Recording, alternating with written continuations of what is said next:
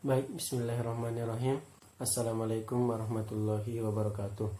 Perkenalkan, nama saya Zaka Wirana. Saya adalah salah satu mahasiswa dari Kesehatan Masyarakat Universitas Islam Negeri Makassar. Di sini saya akan mencoba untuk menjawab beberapa pertanyaan yang kemudian telah diajukan oleh dosen yang bersangkutan. Langsung saja, pertanyaan yang pertama adalah bagaimana input dan output penyimpanan internal dalam tubuh. Untuk mempertahankan keseimbangan cairan, maka intake antara output dan inputnya itu harus sama. Keseimbangan cairan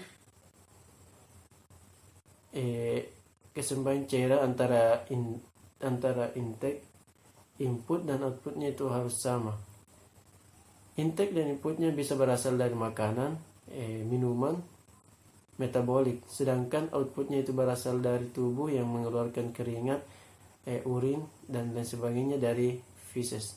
Kemudian pertanyaan yang kedua itu adalah kapan cairan dan elektrolit dalam tubuh itu dikatakan seimbang. Ketika cairan dan elektrolit dalam tubuh itu dikatakan seimbang apabila cairan berada dalam dua kompartemen utama, yaitu di dalam sel, yang pada orang dewasa sekitar 40% dari berat badan atau 70% dari jumlah keseluruhan cairan tubuh, dan cairan di luar sel sekitar 20% dari berat badan atau 30% dari seluruh cairan tubuh. Kemudian pertanyaan yang ketiga adalah bagaimana pembagian klasifikasi cairan pada tubuh beserta berapa volume, persentase pada cairan tubuh, berapa berat badan, dan dari tiap Kemudian pertanyaan yang keempat itu adalah faktor yang dapat meregulasi keseimbangan cairan. Ada dua faktor diatur untuk menjaga atau meregulasi keseimbangan cairan di dalam tubuh.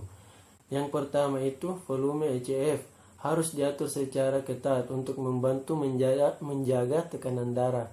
Menjaga keseimbangan garam adalah sangat penting dalam regulasi volume ECF jangka panjang.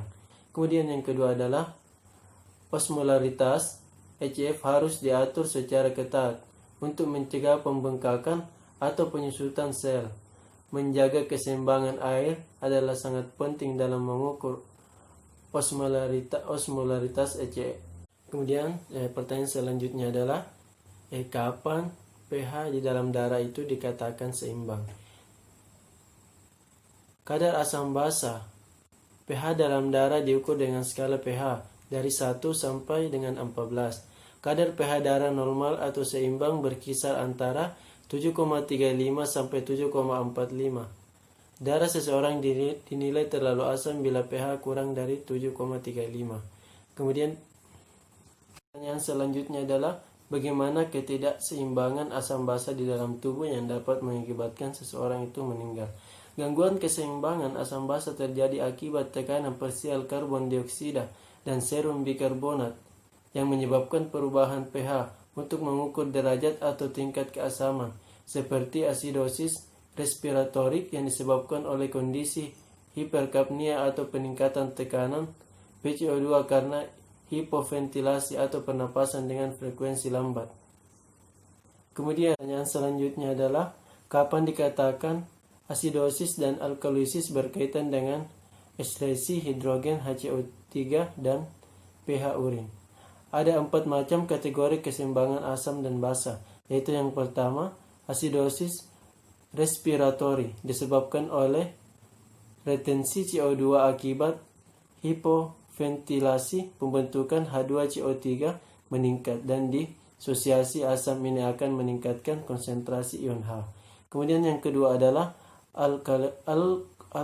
alkalosis respiratori disebabkan oleh kehilangan CO2 yang berlebihan akibat hiperventilasi, pembentukan H2CO3 menurun sehingga ion H juga menurun. Kemudian yang ketiga adalah asidosis metabolik. Asidosis yang bukan disebabkan oleh gangguan ventilasi paru, diare akut, diabetes mellitus, olahraga yang terlalu berat, dan asidosis uremia akibat gagal ginjal akan menyebabkan penurunan kadar bikarbonat sehingga kadar ion H bebas meningkat. Kemudian yang terakhir adalah alkalosis metabolik. Terjadi penurunan kadar ion H dalam plasma darah. Yang selanjutnya adalah perbedaan asidosis dan alkalosis respiratori dan metabolik jika dilihat gambar neraca keseimbangannya pada slide ke-36. Asidosis respiratorik terjadi karena alveolar hipoventilasi, paru terlalu banyak mengekskresi asam karbonat.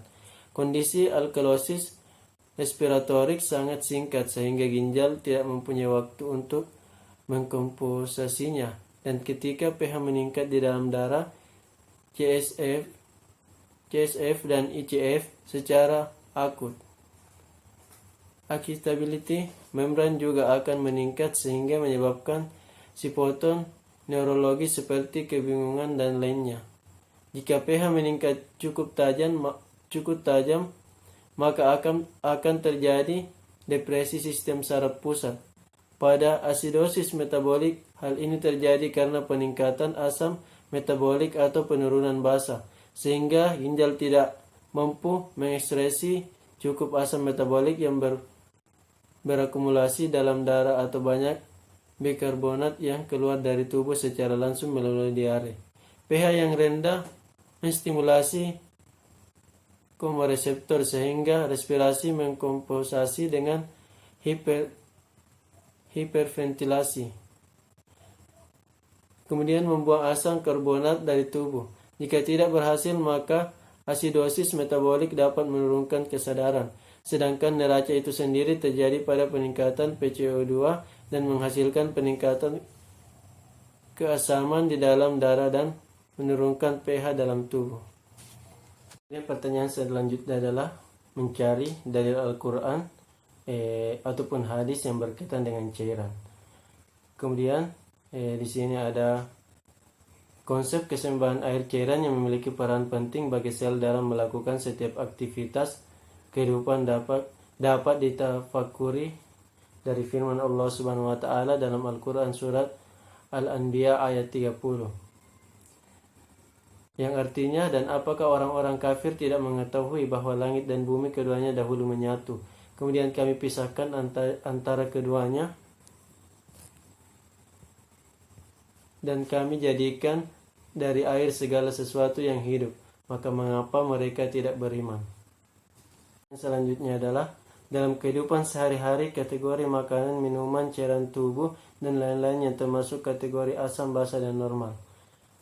Makanan dan minuman yang ber-pH asam, produk susu seperti keju dan mentega, berbagai makanan olahan daging segar maupun daging olahan, seperti daging, komet, soda, dan berbagai minuman manis, makanan yang tinggi protein dan beberapa jenis suplemen, beberapa jenis ikan, gula, kopi, dan alkohol. Kemudian makanan dan minuman yang ber-pH basa. Sederet makan bersifat basa meliputi buah, sayur, biji-bijian, kacang-kacangan, kentang, kedelai, jus buah tanpa gula, kismis, anggur hitam, dan banyak lagi. Kemudian yang normal atau netral itu contoh bahan pangan bersifat netral adalah minyak zaitun, krim, mentega, susu, serta gula.